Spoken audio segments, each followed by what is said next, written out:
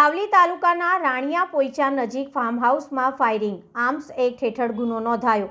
વડોદરા જિલ્લાના સાવલી તાલુકાના રાણિયા પોઈચા ગામ નજીક આવેલ ફાર્મ હાઉસમાં ફાયરિંગની ઘટનાના મામલે પોલીસ દ્વારા મહત્વની માહિતી સામે આવી છે। પોઈચા ખાંડી ગામે આવેલા ફાર્મ હાઉસ ઉપર બુધવારે રાત્રિના સમયે ગોળીબારની ઘટના બની હતી, જ્યારે ગુરુવારે મોડી સાંજે પોલીસ કાફલો તપાસ અર્થે સ્થળ ઉપર પહોંચ્યો હતો।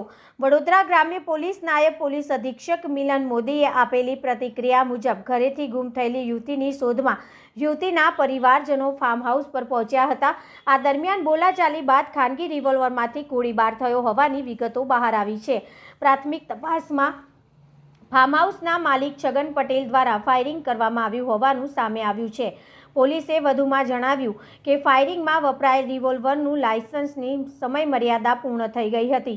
ડીવાયએસપી મિલન મોદીના જણાવ્યા અનુસાર છગન પટેલ હાલ કોઈ પણ પ્રેસ કે રાજકીય પક્ષ સાથે સંકળાયેલો નથી, છતાંય તેઓ ખોટા પત્રકાર અને રાજકીય પક્ષના સ્ટીકરનો ઉપયોગ કરતા હોવાનું પણ સામે આવ્યું છે।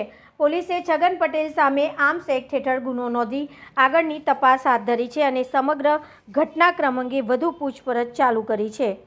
ગત તારીખ 26/2/2026ના રોજ ભાદરવા પોલીસ સ્ટેશનમાં આર્મ્સ એક્ટ અને બીએનએસની અલગ અલગ સેક્શન હેઠળ એક ગુનો દાખલ થયો હતો।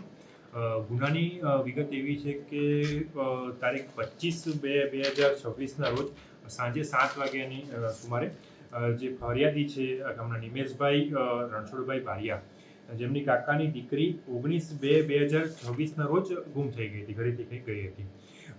જે અન્વયે એમના કાકા અને બીજા 5-6 માણસો એ દીકરીની શોધમાં ઇકો ગાડી લઈને નીકળ્યા હતા।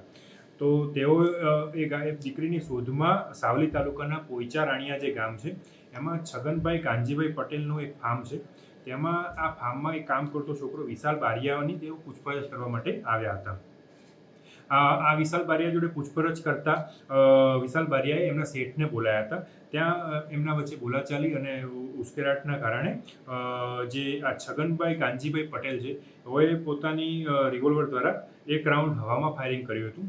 ત્યારબાદ એ લોકો જ્યારે ગાડીમાં બેસીને જતા હતા ત્યારે છગનભાઈ કાનજીભાઈ પટેલે તે ઇકો ગાડી પર જે ફાયરિંગ કરેલું હતું, જેમાં વિશાલભાઈ જે છે જેમાં આજે જે ફરિયાદી જે છે નિમેશભાઈ બારિયા, એઓને ડાબા ખભે રિવોલ્વરની એક રાઉન્ડ એમને ગોળી વાગી ગઈ હતી, જેમાં આ અંતર્ગત ભાદરવા પોલીસ સ્ટેશનમાં બીએનએસ અને આર્મ્સ એક્ટની અલગ અલગ સેક્શન દ્વારા ગુનો દાખલ કરવામાં આવેલો હતો। સર, સૌ બચાવમાં જો કોઈ લાગતું નથી કે કોઈ હુમલો થયો હોય આરોપી ઉપર, છતાં એને ફાયરિંગ કેમ કરવું પડ્યું? આ બાબતે તપાસ ચાલુ છે અને આગળની જે ડિટેલ છે આમાં આપણી સાથે વધારે શેર કરવામાં આવશે। શું આરોપી પાસે હથિયાર રાખવાની પરવાનગીની શરતોનું ઉલ્લંઘન થયું? જે અત્યારે અમારી પ્રાથમિક તપાસમાં એ માલુમ પડ્યું છે કે આરોપી પાસે જે વેપન હતું એની કોઈ લાયસન્સ અત્યારે એને એક્સપાયર થઈ ગયું હતું અને એને જે લાયસન્સ રિન્યૂ કરાયેલ ન હતું। ઘટના સ્થળેથી કેટલા કારતૂસ અને કુવા કબજે કર્યા?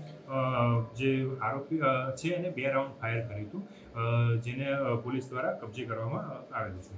સર, અને ગાડી પર પેસ્ટ લખ્યું છે અને ભાજપનું સિમ્બોલ બી છે, તો કયા હોદ્દા પર છે અત્યારે? જી, અત્યારે અમારી તપાસ આ બાબતે પણ હજી ચાલુ છે અને અમારી જે ડિટેલ આવશે આપણી સાથે અમે ડિટેલમાં શેર કરીશું છીએ। સર, કોઈ ભૂતકાળ હોય એવો ગુનાહિત ઇતિહાસ ધરાવતા હોય એવું? એઝ સચ અમારી પાસેના વિગતોમાં એવો કોઈ આરોપીનો જે ક્રિમિનલ મેટરમાં કોઈ ગુનાહિત ઇતિહાસ જણાઈ આવતો નથી। Okay sir, thank you sir.